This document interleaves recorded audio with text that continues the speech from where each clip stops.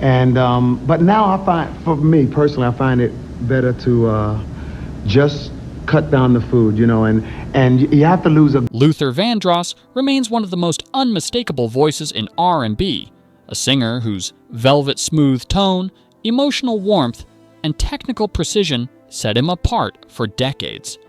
But behind that seemingly effortless sound was an artist who demanded excellence at every level. Luther approached music with a meticulous intensity, revising arrangements, reworking harmonies, and shaping performances until they matched the vision he heard in his mind.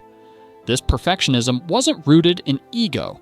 It came from a deep respect for the craft and an unshakable belief that audiences deserved the very best he could give. A parallel path with Teddy Pendergrass. In the early 1980s, Luther's rise coincided with Teddy Pendergrass's established reign as one of soul music's most powerful male vocalists. Both men were beloved for their romantic ballads, though they expressed passion in very different ways. Teddy with grit and fire, Luther with refinement and elegance, the industry naturally placed them side by side, creating a quiet sense of competition. Award shows, radio charts, and magazine features often compared the two, intensifying public curiosity. While never a personal feud, the comparison pushed both singers to elevate their performances, reminding audiences how dynamic the R&B landscape truly was. Crossing creative paths, with Anita Baker Luther's musical world also intersected with Anita Baker, another powerhouse known for her rich tone and sophisticated style. When their breakout albums, Give Me the Reason and Rapture, captured the same audience, listeners couldn't help drawing parallels. Behind the scenes, both artists were known for their high artistic standards, which sometimes made collaboration challenging. A potential charity duet highlighted their distinct approaches to arrangement and vocal delivery.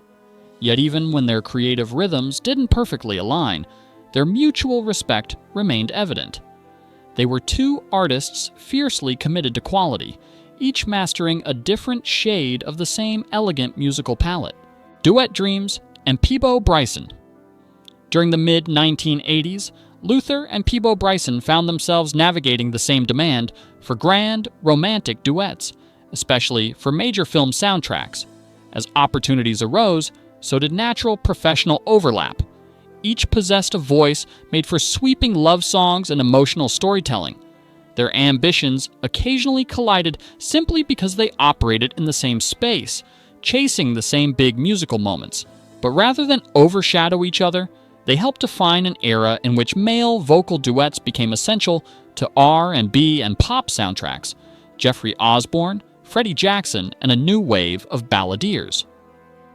Luther's influence was particularly visible among singers like Jeffrey Osborne and Freddie Jackson, whose smooth vocal styles often led critics to draw comparisons. While this created some professional tension, it also underscored Luther's stature in the genre.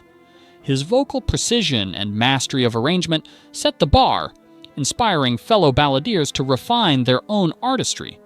In many ways, Luther became the standard for adult contemporary R&B, a role he carried with both pride and responsibility. Admiration for Barry White. Among the legends Luther admired, Barry White held a special place.